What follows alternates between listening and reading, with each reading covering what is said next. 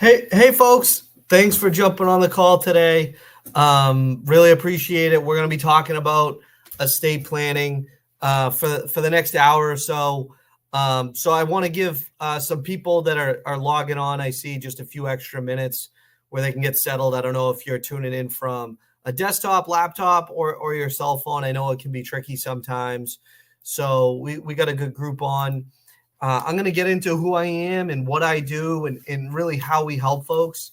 As I said earlier, we're going to be talking about estate planning, and I like to be mindful of everyone's time. So I'm going to jump right in. There's a few things that I want to go over in terms of taking questions. I'm not going to be taking questions during the presentation. I will be hanging around at the end just to answer any specific questions that folks have. You'll have the opportunity to chat with me one-on-one as well, and I'll get into that. But I just want to say that during the presentation, there's a Q&A on the right-hand side of your screen. So I tend to talk fast, and we've got a lot of content to go over, good content.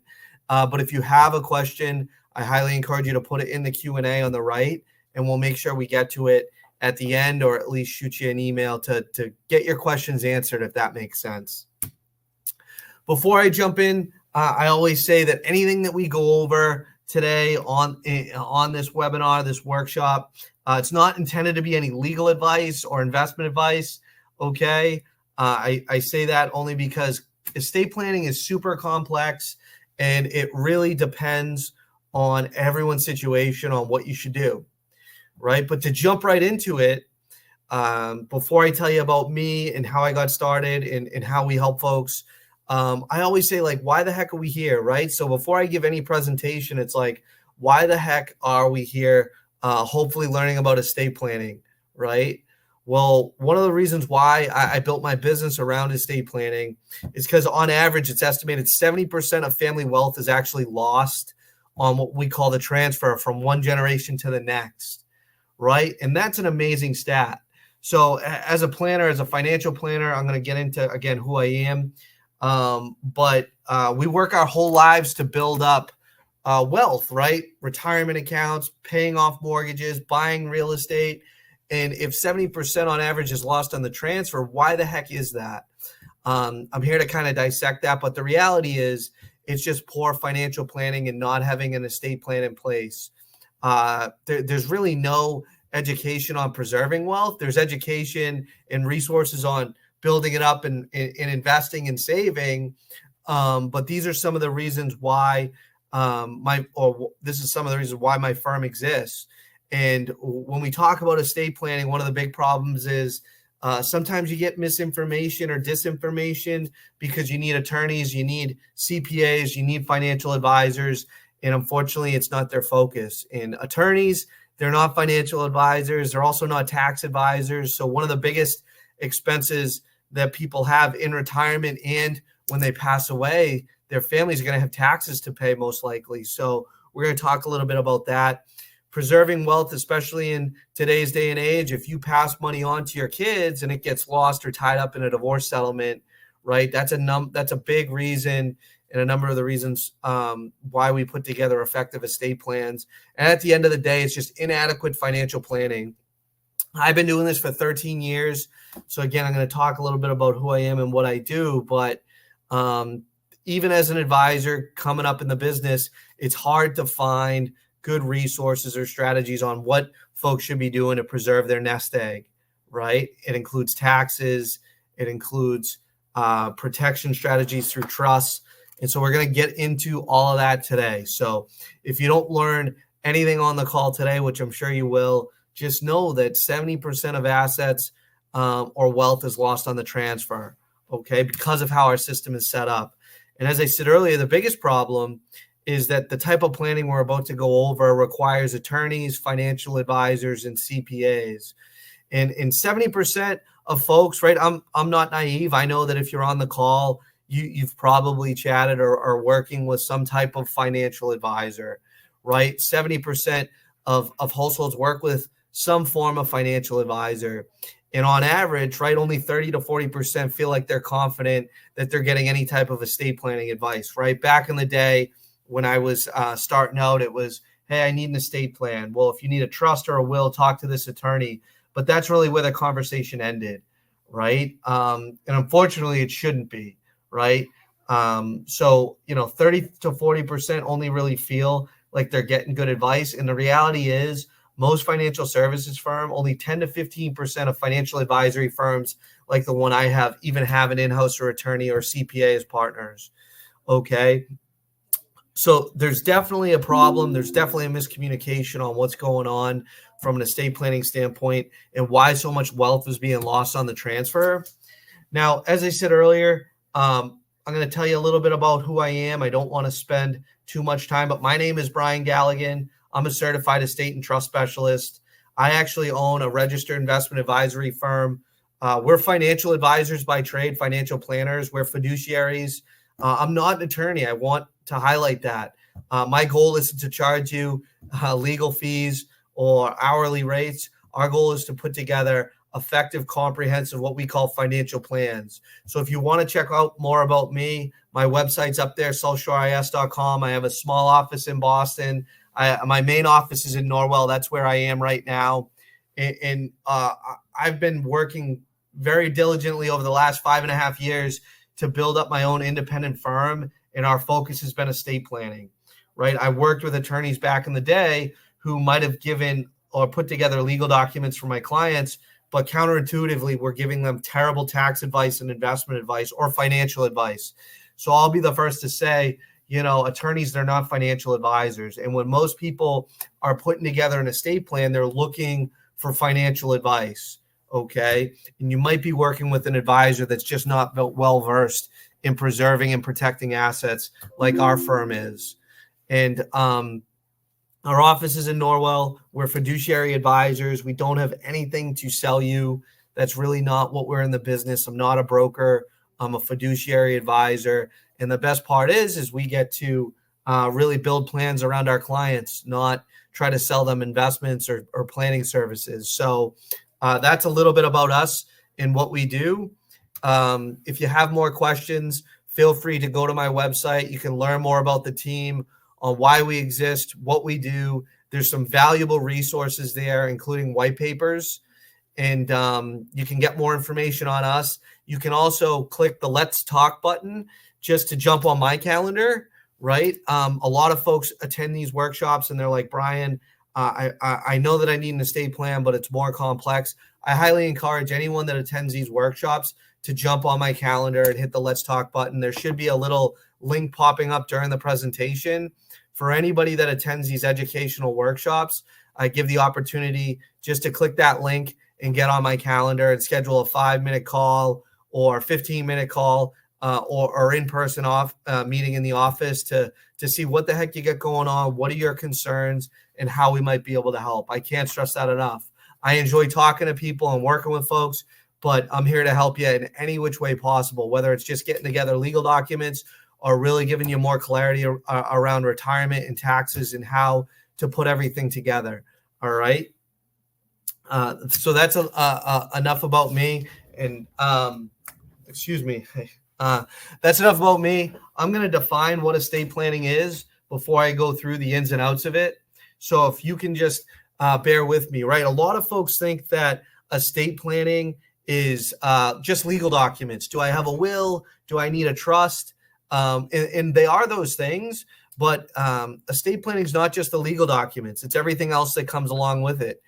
There's legal documents, which we'll talk about. There's tax strategies, right? We live in a time where we have estate taxes to plan for. If you're on the call today, you should be a Massachusetts resident. At least that's how our marketing is set up. Excuse me. So estate taxes are something that most people don't think about, right? They work their whole lives to build up their assets, pay off their mortgage. And then when they die, right, if you live in Massachusetts and you have more than $2 million in net worth, you have to pay estate taxes, okay? So that's a big part of some tax strategies that we put in place, right? And if you're married and you don't have the right trust documents set up, you could be giving up quite a bit of estate tax exemptions. On top of that, there's income taxes, Okay. Everybody wants to save money on taxes. Well, income taxes are going to be one of your biggest expenses in retirement. It's also, or it could be, one of your kids' biggest expenses if you're passing on retirement plans like 401ks and IRAs and things like that. So taxes are a huge piece of why so much wealth is lost. And then lastly, talking about your investments and how to protect your assets, right? Folks' largest assets tend to be what? Real estate, their property, and then their investments. All right. 30 years ago, a lot more people were retiring with pension plans. Right now, a lot of that money isn't in pension plans, but it's in the form of 401ks and IRAs and tax-deferred retirement plans. So what the heck's the best way to protect your investments in retirement before you die so that when you do die, the most goes to your next generation? So defining that is super important because I get the questions all the time. Brian, do I need a will or a trust? Well, I have a trust set up, so I have an estate plan. It really isn't that simple, okay? It's not. But we're here to help you in every step of the way to help avoid all the threats that are threatening your nest egg, right? Could be family dispute, right? Could be legal fees if you don't have the right documents set up, right? What are your kids going to have to pay in attorney's fees if they don't agree on something? Mismanaging investments in retirement before you die is one of the biggest mistakes that we see because folks tend to invest one way their entire lives. And if you don't protect yourself on the downside, well, if you run out of money in retirement, right, there's not going to be money to pass on to your kids. Long-term care, estate recovery. We're going to talk about Medicaid planning and how that fits in. But the average cost of a nursing home, I think, is like 12 or 13 grand a month. Some nursing home costs can be 20,000 a month, right? And if you don't have a plan in place, if you or your spouse need to go into a nursing facility, what's that going to look like, right? If you have to pay that out of pocket, and what's it going to look like if you have to get on Medicaid?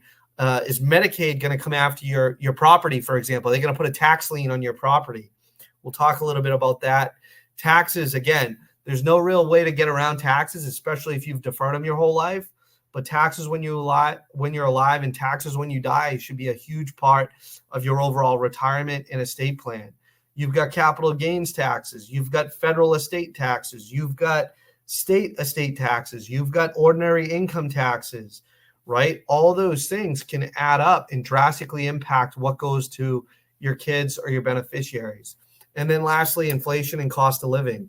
We see folks that have worked with financial firms over their entire lives, and they've done a great job building up their assets, but they really haven't done anything to protect themselves from a tax standpoint or a long-term care stay or just in general avoiding probate and passing assets on. So again, we want to address all these in every estate plan that we put in place. Okay, these are all what we call the threats that are threatening your nest egg, which is virtually everything you've worked to build up.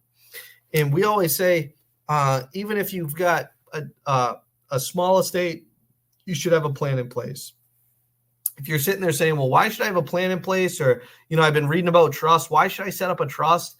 Well, if you don't have anything in place, or even if you just have a will in place, everything becomes public record. It goes to probate court, right? So if you're not familiar with probate court can take time. It can create taxes for married spouses. It can create attorney's fees. There's costs associated with it. So if you don't want your family affairs out there, right, try to put together an estate plan. That's what we do because, I know if I die, I don't want all my assets, my will, everything to become public record, right? So we want to do our best to shift around probate court, okay? And we're going to talk about how we do that. Reducing confusion. If you've got a large estate, the more money you have, the more confusion you want to reduce, right? If you've got multiple beneficiaries that maybe not agree on everything, you want to address that up front so there aren't situations that assets are being argued over in probate court.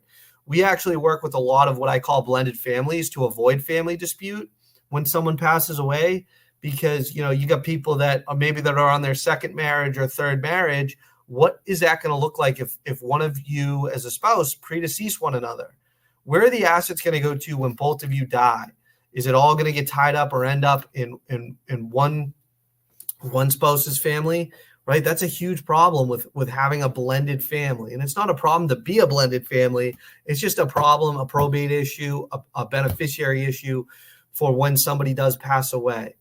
Protecting beneficiaries, in my opinion, is not talked about enough. We see, unfortunately, so much here in the office when we probate estates for families that come in who maybe we didn't work with to set up their estate plan, but they might be inheriting $1 million, $2 million in assets. And then all of a sudden, if they're going through a bankruptcy, going through a lawsuit, a divorce, a lot of those assets can be exposed. So if you're leaving a nest egg to your kids, your beneficiaries, and your plan isn't to spend everything, right, you want to make sure you're protecting them from all those things. Estate recovery is a huge part, right? Again, Medicaid planning.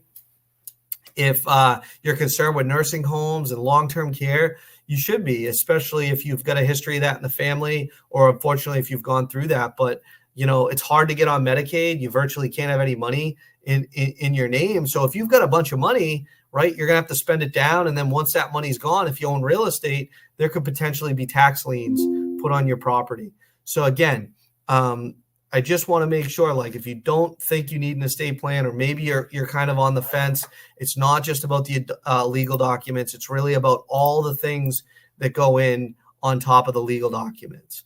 And if you have questions on this, again, I highly encourage you to jump on my calendar. But before I get into the next slide and go over the legal documents, I encourage everyone not to cut corners.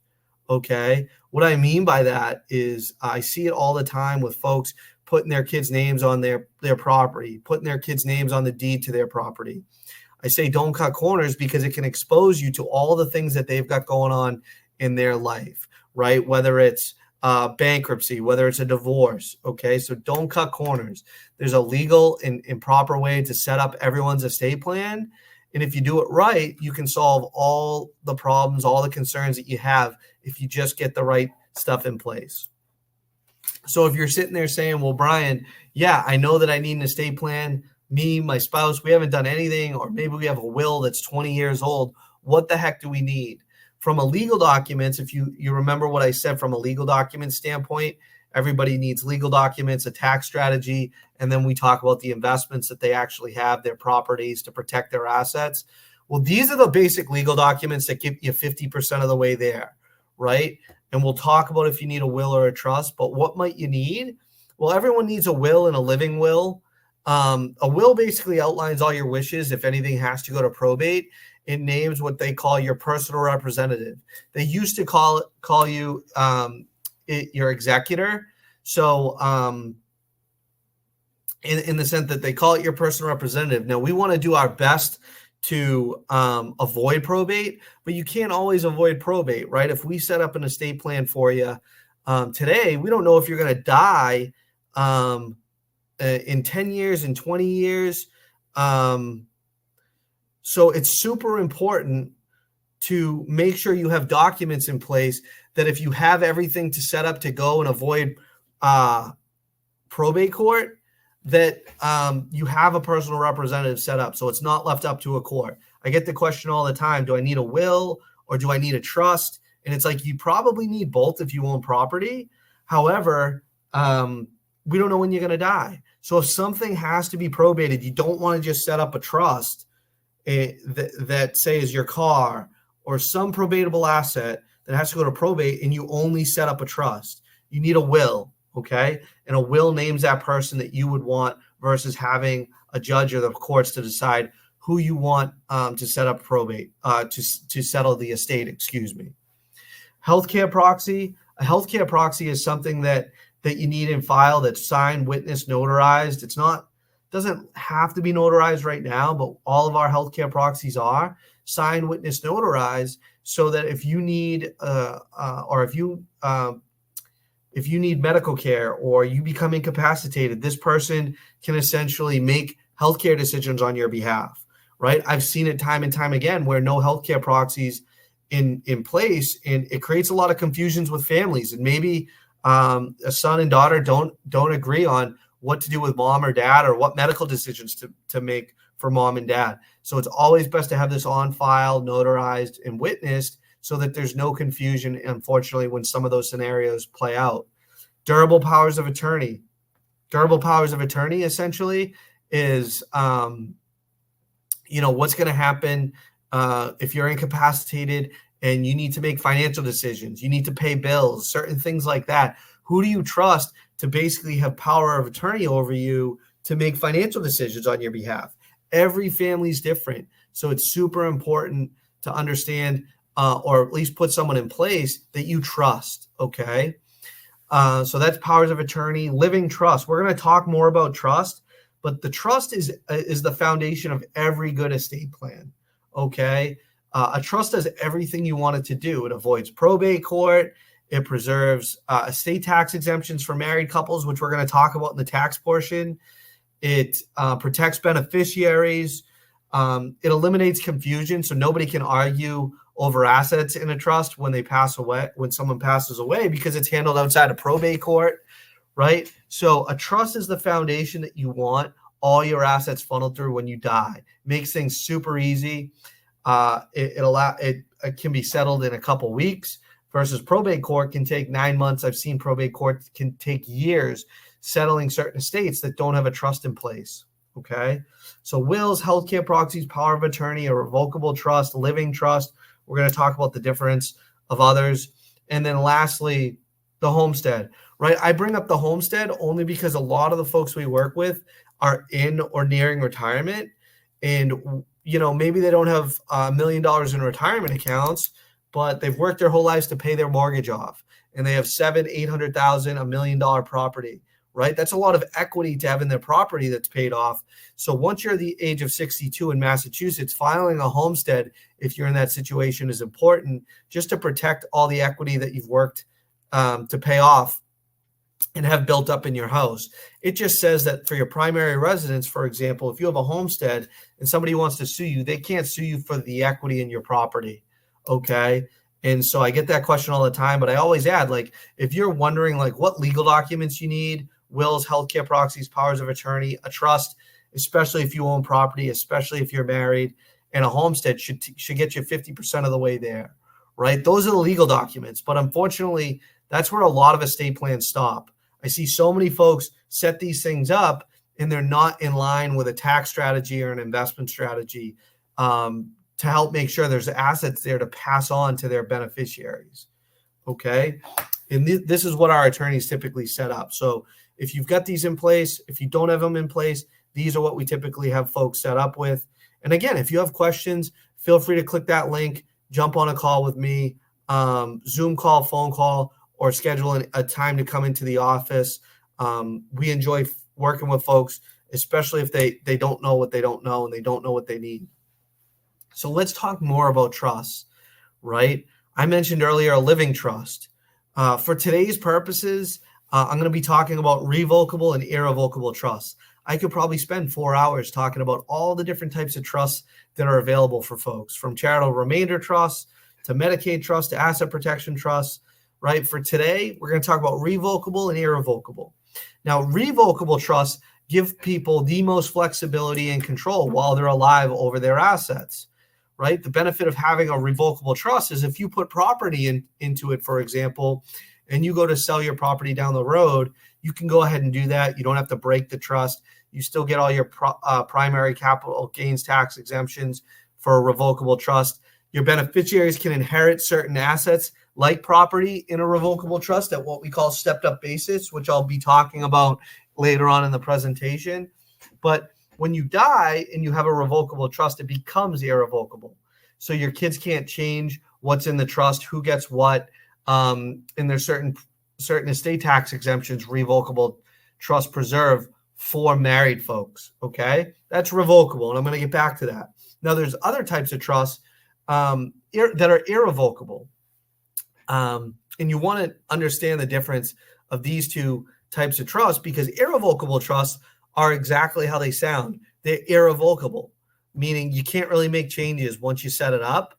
Anything in an irrevocable trust is set up outside of your estate, okay? That means you no longer own or control the asset, right? And irrevocable trusts are commonly used for Medicaid planning. Now, my perspective as a financial planner might be a lot different than a perspective of an attorney as far as how you should go about putting together a Medicaid plan.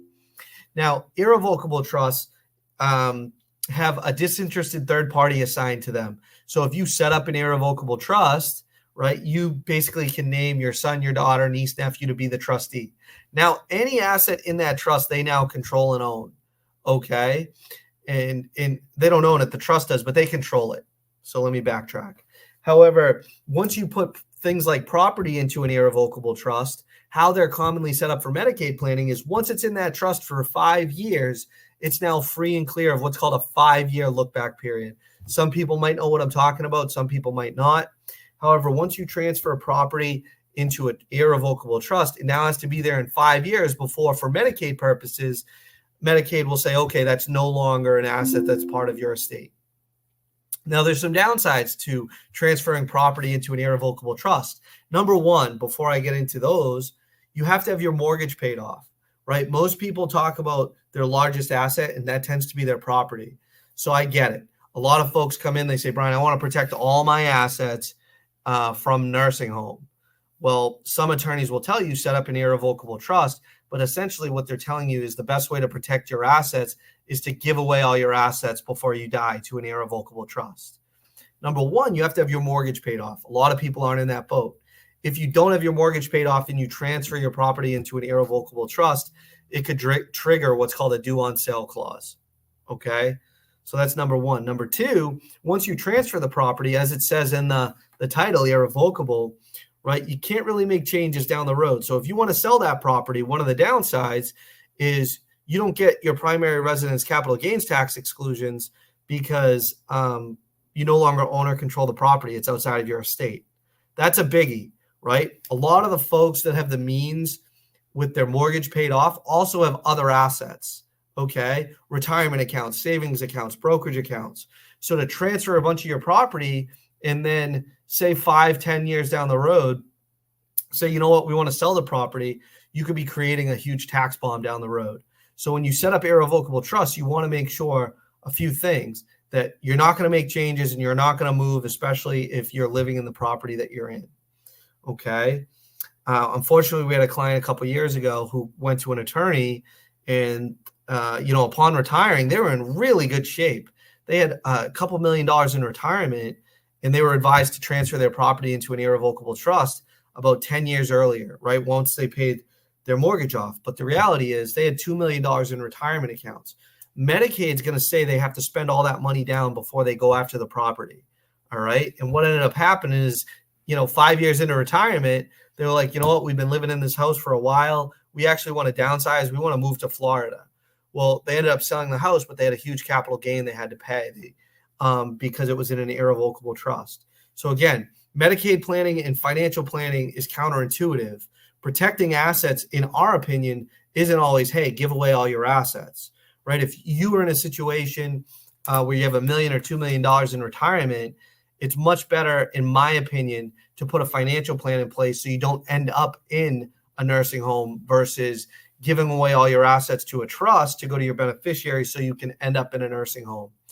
It's never made a lot of sense to me where a lot of law firms that do Medicaid planning, their solution for protecting assets is to give away all your assets so that if you need care, Medicaid will pay for it, but you'll end up in a nursing home. I'm more the proponent of, hey, if you have assets and you can keep yourself out of a nursing home, right, by putting a financial plan together, why don't we do that versus giving away all your assets so you can end up in a nursing home? One of the reasons why I got into this business, or how I got into this business, is my grandfather spent 7 years in a nursing home, right? There's not one nursing home that I want myself or any of my clients to end up with. So depending on your estate and the size of the estate, it might not make sense just to set up Medicaid or irrevocable trusts. Okay, so those are the ins and outs. I'm going to talk a little bit more on revocable trusts. Again, if you have questions, put them in the Q&A. I'll be circling back around to go over these things. Now, as I said earlier, revocable living trust, I would say 8-9 times out of 10 are really what we're setting up, because you have to take a step back and ask your spouse, is now the right time to give up control if we want to set up an irrevocable trust, for example. So a revocable living trust, the benefits of a trust is it protects beneficiaries, it avoids probate. Revocable allows you to maintain control of your assets. So if you want to put assets in, take assets out, there's no negative tax implications for doing so, like an irrevocable trust. It eliminates your family conflict or eliminates arguments because assets can't be fought over in the trust. So assets go right to the beneficiaries you want them to go to.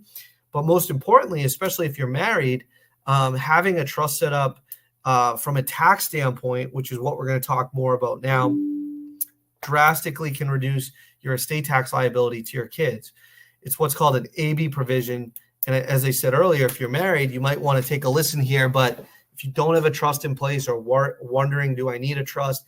Most likely, if you're married, if you own property, you should have a trust set up. Because if you have kids, you want to preserve as much estate tax exemptions as you can to your beneficiaries, right? And one of the biggest problems with the estate tax exemption in Massachusetts, although it's $2 million per individual and $4 million while you're married, that $2 million of estate tax exemptions aren't portable between spouses. So portability is an issue. I'm going to go over and highlight what that means. But if you're married, if you own property, you need a trust. Okay. It's called an AB provision, a bypass provision. Some people call it a marital deduction provision, and it preserves estate taxes. Okay. So I mentioned earlier, once you hit $2 million, right, in a what they call a gross estate, your kids, your beneficiaries might have to pay some form of estate taxes.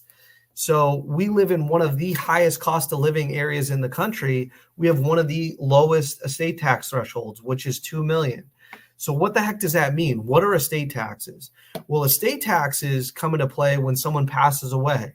Your estate tax liability takes into consideration everything that you own. This could be, or this is your property, your investments, your retirement accounts, your life insurance, if it's not set up in what's called an irrevocable life insurance trust, business interest. If you own a business, right, a calculation is going to be made to determine if there's estate tax liability. So when you die, if you're a single person in Massachusetts, they're going to tally up everything that you own. If it's $1 over $2 million, it triggers estate taxes. Okay. At the state level. Okay. So I get the question all the time. Well, I work so hard to build up my assets. I've got retirement accounts. I've got, life insurance. All that could trigger estate taxes. It includes everything that you own, right? And if you're married, if one of you predeceases one another, that $2 million threshold is essentially gone when the first spouse passes away. All right. And this includes Roth IRAs too. I know Roth conversions a few years ago were a big deal. Everyone was converting money to Roth. Just because you have $1 million in Roth, that's great, but that'll be included in your gross estate tax calculation. So as I said earlier, there's capital gains tax, there's estate taxes, there's income taxes. There's all these different forms of taxes, which is why so much wealth is lost on the transfer.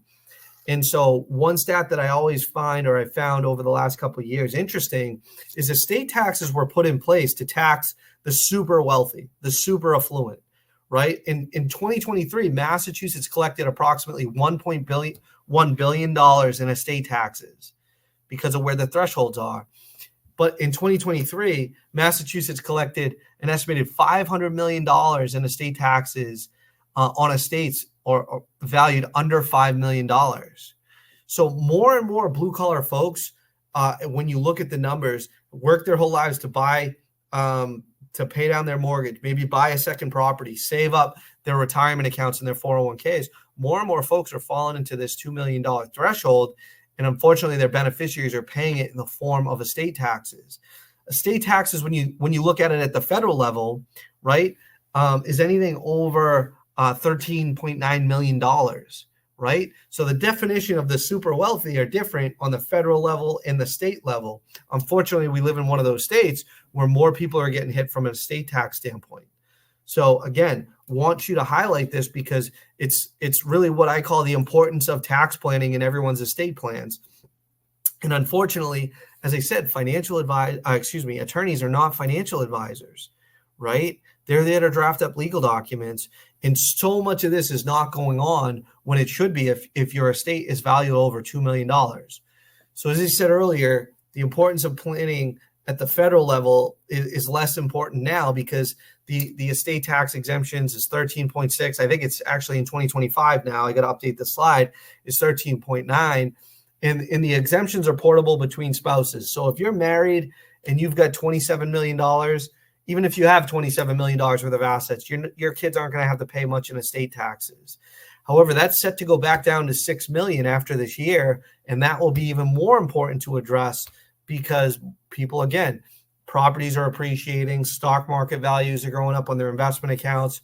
But I don't talk too much about the federal level on these presentations because it's so high right now. Now, at the state level, I hope I kind of hit that home. If you're not familiar, no one's talking to you about this, $2 million. If you pass away with $2,001, I'm going to go into an example. But your kids, your beneficiaries might have to pay estate taxes. And as I said, the exemptions aren't portable between spouses. I'm going to highlight an example of that. However, setting up the right trust can preserve $2 million of certain estate tax exemptions for your beneficiaries or your kids. So again, taxes are a super important piece to estate planning. And then lastly, ordinary income taxes. Well, sure, if you've got 401ks or IRAs or 403bs, all of that is income taxable at income tax rates to you while you're in retirement. But if you die and leave your kids or any non-spouse beneficiaries 401k or a pre-taxable retirement account, it's income taxable to them too. Okay, so estate taxes and income taxes. And in 2020, the rules around inheriting pre-tax retirement accounts changed, right? So this applies to IRAs, 401ks, 403bs, 457s. About 5 years ago, the government said, you know what? More and more people are retiring with 401ks and less folks are retiring with pension plans. We've got a bunch of debt in this country. How can we create more taxes, right, to pay that off? Or not pay it off, but it just create more taxes. And so they eliminated what was called the stretch IRA for any non-spouse beneficiaries. It used to be if my folks passed away and left me $500,000 in a 401k, I could title it as what's called a stretch IRA or an inherited IRA and invest it, but take out bits and pieces of that over my lifetime, right? I have my lifetime to do that. No more. So any non-spouse beneficiaries inheriting pre-taxable retirement accounts only have 10 years to pay all the taxes at ordinary income tax rates on the money they receive. So if you pass away with $1 million retirement account and your kids inherit that and they're making $200,000, $300,000 and all of a sudden they have to start taking $100,000 out of these accounts, it's going to go right on top of that ordinary income tax rates and could bump them into a higher tax bracket. So again, it's not very tax efficient to leave these accounts behind. And it's why so much wealth is being lost on the transfer over the last couple of years, right? So much wealth is being lost in the form of taxes. And it's only because we have income taxes, capital gains taxes, estate taxes, okay? So everyone says, I want to save taxes or do tax planning. It's like, on what tax, right? Estate taxes, capital gains taxes, income taxes. There's a lot going on here. So if you do have a sizable estate, you want to make sure you're doing these or putting together the best strategies you can so that your kids, don't lose half of your estate to taxes. Now, as I mentioned earlier, the estate tax exemption is not portable between spouses. So let me just highlight the impact that has on folks out there that maybe have just over $2 million. So if you add up everything you own, your property, your retirement accounts, your life insurance, your Roth IRAs, your investments, your brokerage accounts, your businesses, if it ends up being just over $2 million and you don't have a trust and you're married, I want you to pay attention to this.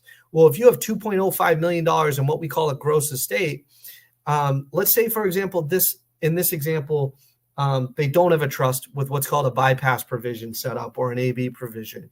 Well, when the first spouse passes away, the surviving spouse does not have to pay estate taxes. They have an unlimited what's called marital deduction.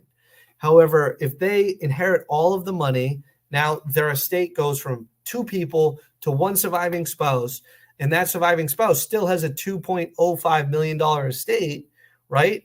Let's say they pass away 5 years later. And let's say for planning purposes or for example purposes, that estate is still worth $2.05 million. Let's say it doesn't appreciate, the estate tax laws don't change.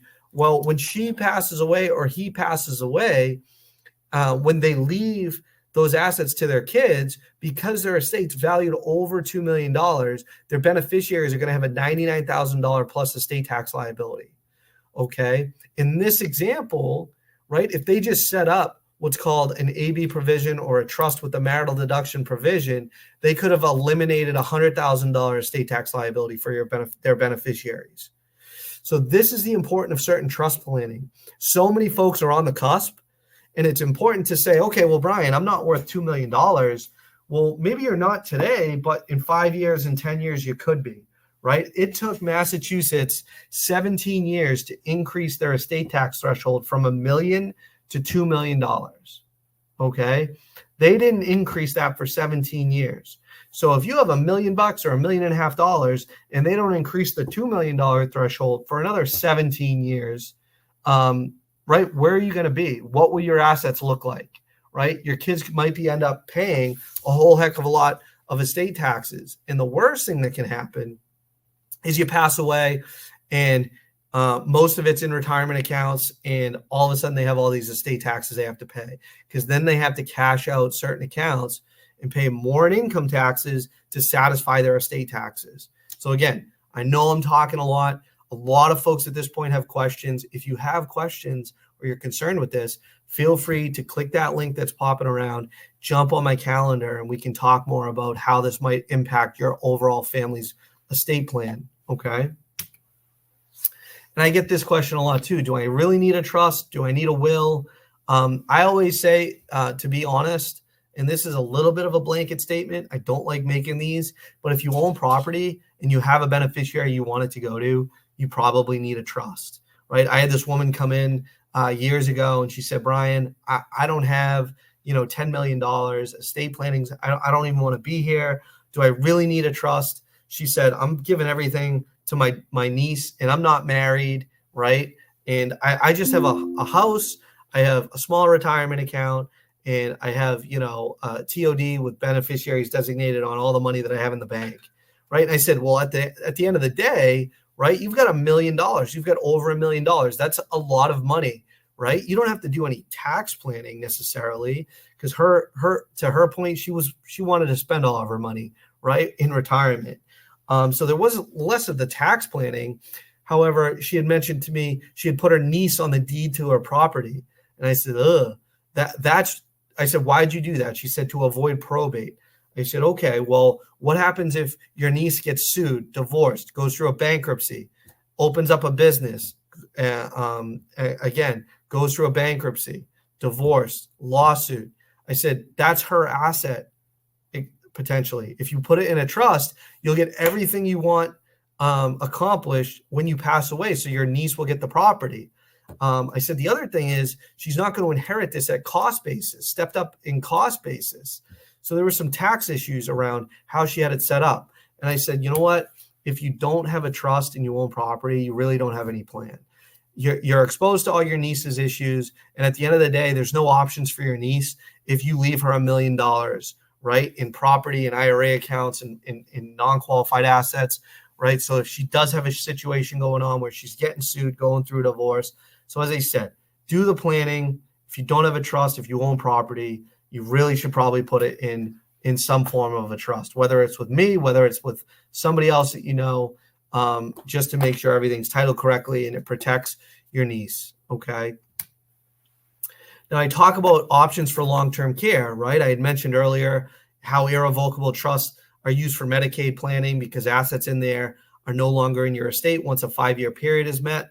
However, you really have to ask yourself, is now the right time to give up control, right? There are other options for long-term care. There's insurance options, right? 10, 15 years ago, people, more commonly bought long-term care insurance because the benefits made a lot more sense. Today, long-term care insurance is super expensive.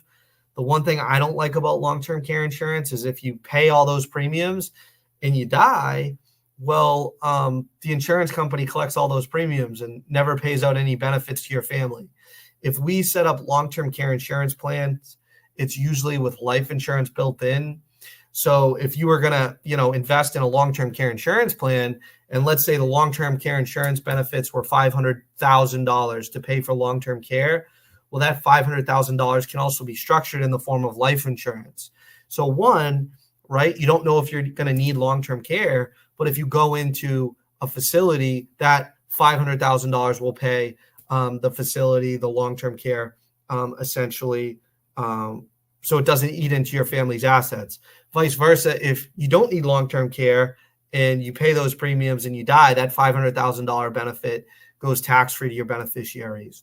So life insurance with long-term care benefits is more of a hybrid approach, an approach that we set folks up with if we do long-term care insurance at all.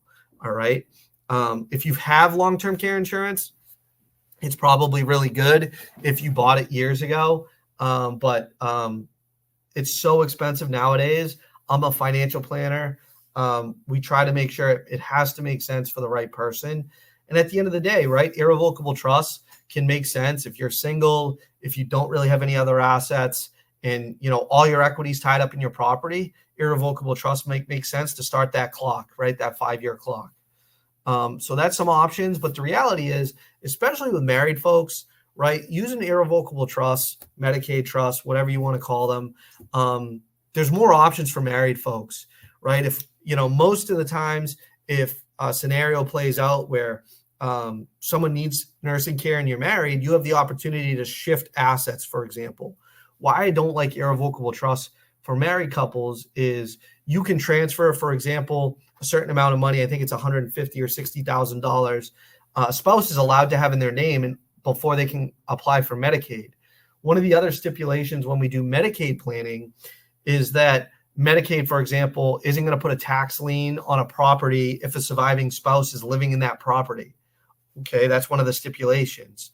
So there's flexibility there, but there's also Medicaid annuities, right? Now, I'm a financial planner. I've had to use Medicaid or do emergency Medicaid planning in the past for clients of mine. And when you're married, you have options. So I'll give you an example. Unfortunately, we had a client come in years and years ago. We did their whole retirement plan. And he was 63 when he retired. She was already retired. However, 2 years into retirement, he ended up retiring with a small pension and some Social Security. Same with her. And he had like $500,000 in retirement accounts. Now, out of the blue, 2 years into retirement, his wife was 2 years older than him. She was 67 years old. She unfortunately came down with early onset dementia, a rare form of Alzheimer's. It was aggressive. And my client at the time was panicking because he was only 65 and the nursing home was telling him, he has to spend down all of that money before they can even apply for Medicaid, right? So he called me in a panic saying, Brian, I'm going to have to spend down virtually all my retirement savings before I can get my wife on Medicaid. And the problem with that is his father lived to be 95 years old. He said, I could very well, if my wife ends up in a nursing home for 2 years, spend all my retirement down, and then unfortunately be left really with no nest egg, no money in retirement over the next 30 years, just Social Security and a small pension. And in that scenario, I said, I know this isn't ideal, but we can protect all your money. We just have to use a Medicaid annuity. Medicaid annuities, how they work, aren't tied to a 5-year look-back period. So in that example, I said, I know that they're telling you have to spend all your money. Rather than spend all your money, let's set up a Medicaid annuity that's not assignable, irrevocable, and non-transferable. This way here, we took, I think, $300,000 or $400,000 and turned it into an income stream. So what this allowed my client to do was apply or get his wife on Medicaid because there is no 5-year look-back period on Medicaid annuities. Now, essentially, it paid his retirement funds over to him over a 5-year period. However, that money was all protected and saved from just going to the nursing home. Okay, so Medicaid annuities are an option, and they're really more for emergency planning. However, I always like to say the best way to do Medicaid planning for married couples is to sit back and see what happens, because there's flexibility, there's more options. For a married couple, for example, if one of you has to go into a nursing home or long-term care facility, then there are for single individuals, right? So again, Medicaid planning is different in both scenarios, but Medicaid annuities are just another tool in the tool belt that we can help folks set up. Now, I talked about inheriting pre-tax assets. Inheriting post-tax assets get the benefit of having what's called a step-up in basis. So if you're not familiar with a step-up in basis, this is actually a positive thing when we talk about estate planning, okay? And inheriting assets at stepped-up basis applies to things like properties, for example. So the best example I can give of inheriting and what stepped-up basis is let's say that my parents, right, bought a house in Norwell back in 1980 for $100,000. Okay, I say Norwell because I'm in Norwell. Let's say today's value of that property is worth $1 million, which is realistic, right? Well, if they go to sell it, right, they essentially bought it for 100, sell it. Let's say they sell it for $1 million. They have a $900,000 capital gain. They have to pay some form of capital gains taxes. Well, let's say they don't sell it, right? When it regards to inheriting property, in my benefit, let's say that same property, they don't sell it, but they both pass away and they leave me that $1 million property. Well, if it's done through a revocable trust or it's just in their name, I get to inherit that property at $1 million. I can sell it and not pay any capital gains taxes. Okay. So I get to inherit it at a step up in what's called a step up in cost basis. Okay. So properties are super are efficient to leave in revocable trusts and to beneficiaries because they get that benefit of inheriting money at a step up in basis. This also works for non-qualified stock accounts or mutual funds. If you've bought Apple stock for $1 30 years ago and it's worth $200 today, yeah, if you sell it, you're going to have to pay long-term capital gains. But if you leave it or pass it on to your beneficiaries, again, they don't have to pay capital gains taxes. Now, that's capital gains taxes. That's separate from estate taxes, okay? However, there is a tax benefit for leaving assets like this, post-tax assets to your beneficiaries, properties being the best example. Gifting. I talk about gifting at this point. I haven't talked a lot about it today, only because gifting has its place in everyone's estate plan. And it's commonly misunderstood that, folks can only gift $18,000 per individual to one of their sons, their nieces, their nephews, whoever it might be, without creating taxes. That's not true at all. You can gift a whole heck of a lot more money. You just have to report it. Okay. There's no Massachusetts gift tax. There's an estate tax.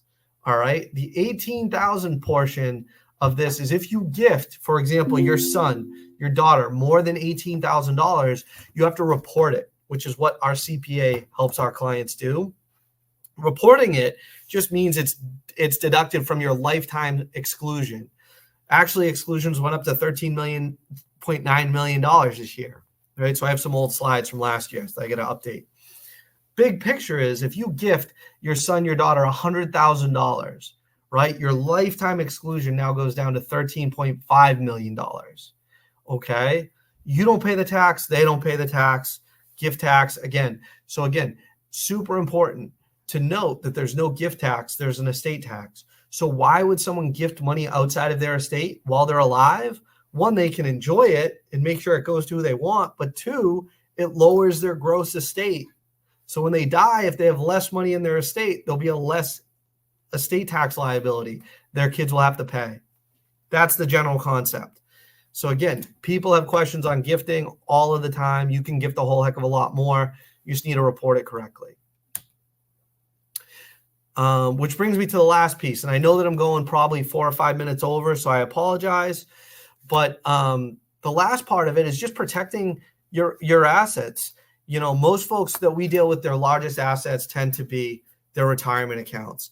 And the number one thing that we see is people mismanaging their retirement accounts in retirement because they're managing their accounts like they did for retirement while they were saving, right? All of a sudden, market volatility has a drastic impact, for example, on how long their nest egg lasts, okay, or is going to last. If you mismanage your retirement accounts, it can drastically impact, one, how long your nest egg lasts, and then how much money is going to your beneficiaries. In retirement, your goals have changed. When you no longer have a paycheck coming in and all of a sudden you have to start taking money out of these accounts, your investment strategy should most likely be changed up to protect, right? Not to just try to make as much money as possible. And as I said, whether you need certain money from retirement accounts we deal with, non-retirement accounts, in retirement accounts, you're forced at 73 or 74 or 75, depending on when you were born, to start taking distributions out and pay the taxes on them, whether you want to or not. So managing and protecting folks' retirements is what we do. And unfortunately, most folks have talked to a financial advisor in the past, and what they're talking to or who they're talking to is really just a portfolio manager, right? Everyone who comes in, I say, what's your financial plan? What are the objectives? And they show me some form of a portfolio, right? And it's moderate or it's balanced or it's conservative, right? But portfolio management is not really planning. It's not planning. It's just investing, right? A lot of investment advisors or financial advisors are just investment people. They aren't tax strategists. They aren't estate planners. They aren't comprehensive financial planners, okay? And, they charge you the fees to invest, but they don't give you the value of how to protect it, especially in retirement when it's most important. So I always say, although we do portfolio management, that's not your plan. Investments get you there.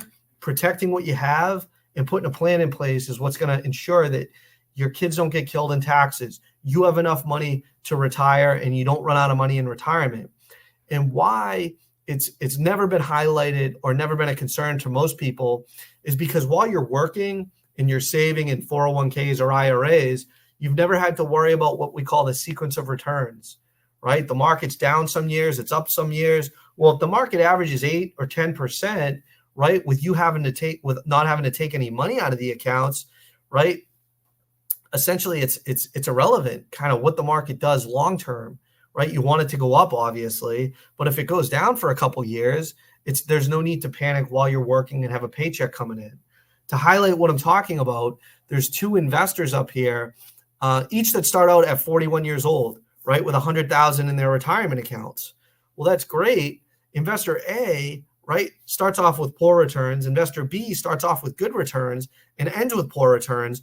Over the long term for investing, both of these investors average 8%. It doesn't really matter what the returns are from on an annual basis. If they average 8%, they end up with the exact same dollar amount when they're 65, ready to transition into retirement. Now, that's fine. If your portfolios average 8%, I get the comment all the time, well, my accounts average 8%, so I should be able to take out 5% to supplement my Social Security, and we should be in good shape. That's not always the case, right? The problem is that, too many firms talk in terms of averages. Long term, your accounts might average 8%, but if we have some significant downturns, right, especially when you're starting off retirement, especially if you need to start taking funds out, this example highlights what happens in retirement if you don't protect your nest egg, right? If, let's say, the same sequence of returns hit, but all of a sudden each investor is taking out about 5% of their account value, right? So call it $35,000, right? You start off with the same 684, but if you start off with really poor returns in retirement and also retiring or planning on retiring, I can't speak, but planning on having some of this money supplement your income in retirement, the problem with withdrawals in retirement is it compounds these losses. So investor A can never get back to even because he's losing money, he's taking money out, he's losing money, he's taking money out. And in retirement, well, shoot, if you need 30 grand out of your retirement account and the market goes down, it's like the next year you still need 30 grand out of your account to do everything you planned on doing in retirement. So it has a compounding effect when withdrawals are all of a sudden thrown into the mix. And investor A, because he started off with a poor sequence of returns, over 35 years, he might average 8%, but he runs out of money because of how the returns fell, right? Investor B starts off with really good returns, takes the same amount out of his accounts and ends up with $2.5 million. Two drastically different results because we had drastically different returns. And the biggest differentiator is, okay, now we're starting to take money out of these accounts. So you want to protect what you have saved to make sure that you don't run out of money, but this doesn't happen to you. And you're not your retirement's not dictated by what what's happening in the markets or what returns are happening in the markets. So I hope that makes sense. Now, I always say the first step to planning is really just making sure you're asking yourself the right questions, right? A lot of folks that attend these workshops, they don't feel like they have a plan in place. Maybe they talk to an advisor who talks to them about investments, but they don't know what their distribution strategy will be, or they don't have estate documents, or they don't have tax planning in place. If you don't feel like you have a plan in place, we can definitely help you plan, right? So we want to know what you want your wealth to do for you when you're alive and when you're gone. Estate planning is so focused on what happens when I die. It's like, well, what do you want your money to do for you? What do you want your family's wealth to do for you while you're alive, right? You can spend it, you can gift it, you can maximize legacy. A lot of folks that we work with say, Brian, I want to spend all my money. My kids are doing better than I ever did. They have more money than I do. So I want to spend all my money. How do we do that? How do we put together a plan in place so we can spend money without worrying about running out of money, right? But also the kids get some too, right? So there's a combination, there's a combo of everything we can set up, and every plan we put together is different. So we can help you plan, I always have to say. And if you're not confident, if you want a second opinion in what you're doing, we're happy to give it to you. Again, that link with my goofy face should be popping up so that you can say, let's jump on a call, 15 minutes, 20 minutes in the office. I love this. I love what I do. I love chatting with people, figuring out what their biggest concerns are, and really just outlining the path of least resistance to make sure that, they're comfortable in retirement with their estate plan, to make sure their assets go to who they want to. But from a financial planning standpoint, an estate document standpoint, or a tax planning standpoint, again, if you're not confident with what you have in place, I highly encourage you to get on my calendar so we can help you out. We don't charge any upfront fees just for having conversations. So again, highly encourage you to get on my calendar. My email, I'm going to leave that up there. I know that I went 10 minutes over. I tend to be a chatterbox a little bit, so I apologize, but we cover a lot of information in these, not because I necessarily want to, but estate planning, financial planning in general can get very complex, especially the larger the estate, right? So we work with folks with all different walks of life. And I always say, just start the conversation. It all starts with a conversation. Our office is up there. My email's up there. Our office line is up there. I want to say and just thank everybody for attending and hearing me out, right? Again, legal documents, taxes, titling, and protecting investments. That's what we do here. That's what our focus is. And we want to thank everyone for coming out and getting some education on this. And for those of you who are on my calendar, I see you popping up. I look forward to chatting with you. And I'm going to take a few questions in the Q&A, but I hope that everyone got some good information out of the presentation today, right? So thanks again. So I got some questions coming in here. I see some folks typing. I'll give them a few more minutes. Let's see here. What's the average cost of setting up a simple trust and other things you talked about? Laura, it really depends. It can cost $1,000. It can cost $4,000 for even the most complex. I know some attorneys will do it for $7,000. I think I saw one attorney. But we're not here to charge you more fees than we really have to. Our fees can range from $1,000 to $4,000 depending on how complex it has to be. And that includes deed work, right? I didn't mention this, but one of the most common mistakes that I've seen other attorneys' offices make is not titling assets correctly. When I say that, when you set up a trust, you have to transfer property into it. It's a big problem. If you have a trust set up, but nothing's actually in it, it's a common problem in the estate planning world. But I hope that answers your question, Laura.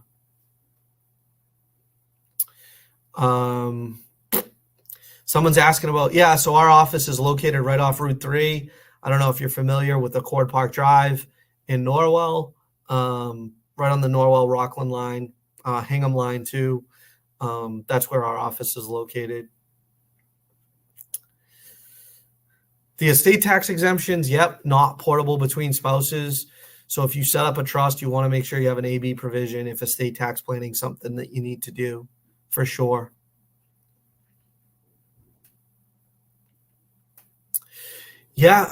Someone was asking just about, do we help folks manage retirement funds? We absolutely do. 401ks, IRAs. We help folks manage them. I always say that we charge less and give better advice. especially on the legal documents. But our management fees are typically less than 1%. Most folks are paying half that we help, depending on the amount of assets and what we have to do. So the benefit that I get is I own the company, so everything's open to negotiation. I'm not here to charge you a whole heck of a lot of fees. My goal isn't to be honest, make huge commissions on selling you investments that don't work out in the long run. Yeah.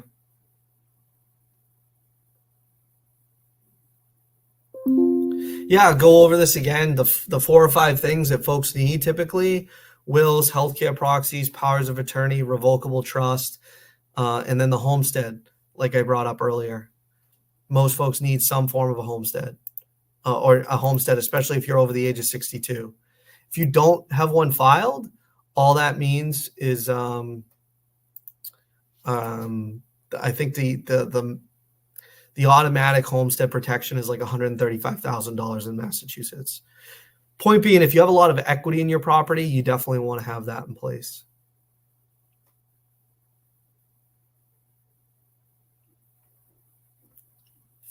Any other questions? I see some folks type in. I know that it's 5 minutes over. I got some people coming into the office. So I just want to say thank you so much for attending. I hope you got a lot out of it. If you have more questions, shoot me an email. I'm happy to get together with you. But with that being said, I look forward to seeing folks who's on my calendar, and we'll be here, whether it's today, tomorrow, next week, next month, next year. You need a resource to help you with this planning. Thanks so much again.